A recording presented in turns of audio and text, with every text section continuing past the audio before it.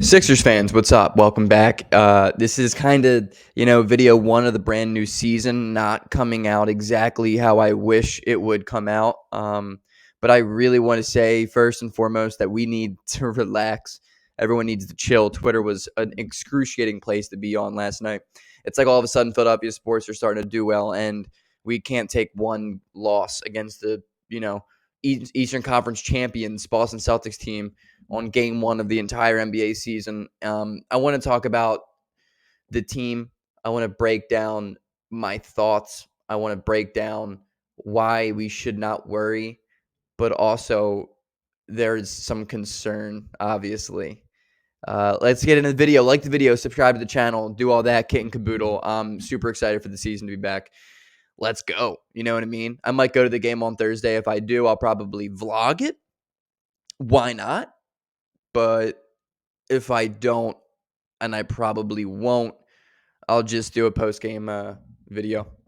Let's get into it. I first want to talk about Joel Embiid. Guys, relax.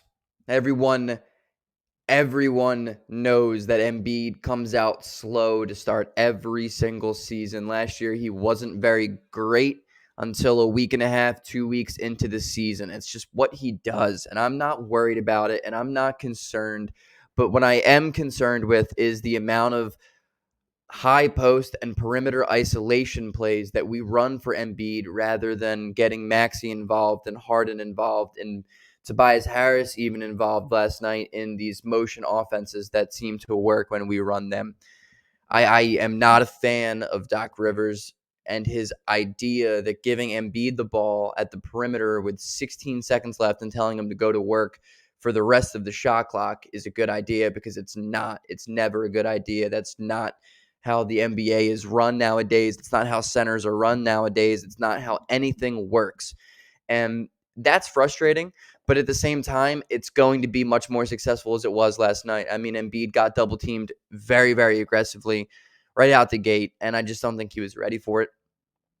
And, he has to be ready for it, especially if he wants to come out this year and win the MVP. He needs to be better than he was. But, I mean, statistically, he still put up like a 26, 15, and 5 game on 50% shooting, which is insane. But most of it was garbage time points anyway. He just wasn't great. He did not shoot the ball well. I don't know. I didn't love it. I didn't love the performance he had. Um, whew. James Harden, though, had a phenomenal game. He had 35, 8, and 8, and he looked like the closer form of old Harden. But I'm also going to sit here and say I do not expect James Harden to look like that on a nightly basis.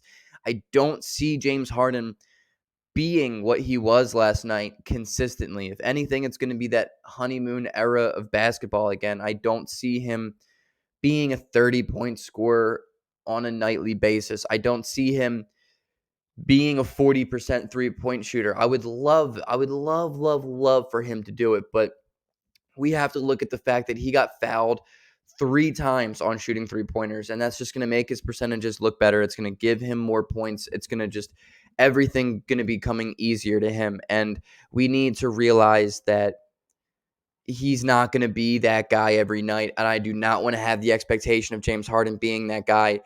I think the Sixers looked their best when we were running our offense through Tyrese Maxey. And I agree with Stan Van Gundy when he said last night, I think you're going to see more Maxey involvement as the season goes on. I just wish that Doc Rivers could realize it now. I just wish that we could go through that now.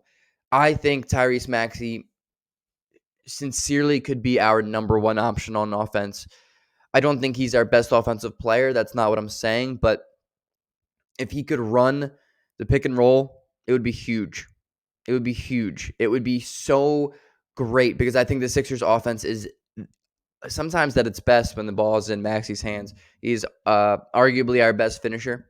He's arguably our best shooter, and he always seems to make very good decisions with the ball in his hands. And I just think I think he's ready for it. And I just think we need to hand him over the keys, not to the whole car, but like maybe to like the family's third or family's second car, like like the nice Honda, the 2009 Honda that's been in the family for like 2-3 years, and it's a really good car. Hand him over the keys to that, Still let Embiid drive the Porsche or drive the Bentley or drive whatever the hell. I don't even know cars. But I think it's time to give Maxey the Honda rather than the Subaru or whatever the hell we've been making him drive for the last 2 years. It's time to hand him over some real big boy keys. But I don't think it's time to overreact. The Sixers defense didn't look good. We got out rebounded. But it's first game of the season. It's 12:58 in the afternoon and I'm yawning. If that puts my job into perspective. But yeah, I don't think it's time to worry. It's one game, dude. I went on Twitter and everyone's freaking out. The only smart thing I saw was fire Doc Rivers, and that's only because I've been thinking that for the last 2 years. Everyone's freaking out about Embiid. He doesn't want it. He's not good. He's down season incoming. This and that and this and this. Dude, relax. People are saying, I thought we came in with all this toughness and we can't even get rebounds. We can't even play defense. Dude, it's one game. It's one game against a very good team, against a team who had 2 dudes drop 30-plus points. I mean, Jason Tatum hit like 8 impossible shots. That's at least 16 points, guys. Like, we got to relax. We have to relax when it comes to understanding what's going on. Like, yeah, the Sixers are 0-1, but we played a really good team that hit really, really tough shots. And we gave up our fair share of easy buckets as well. But Tatum hit his equal fair share of just ridiculous shots, and they did not miss from 3. They had a really, really good game, and they played well, and Embiid had a lot of turnovers, and it's just let the guys get together. Let the guys figure it out. I think in the core, there are issues to the Sixers team.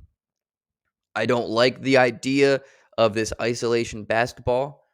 As great as I think Embiid is, I think he would be equally as great if we used him as a roller in the pick and roll more often.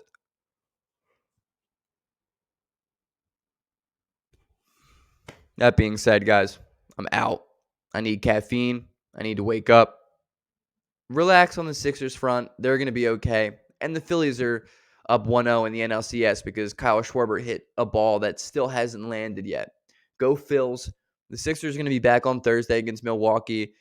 They're going to be home. It's going to be a different energy. I think they're going to win that game. I think it's going to be a good season. And I'm looking forward to it, guys. Just relax. Please, relax. I'm tired of all these fans freaking out. Please, relax.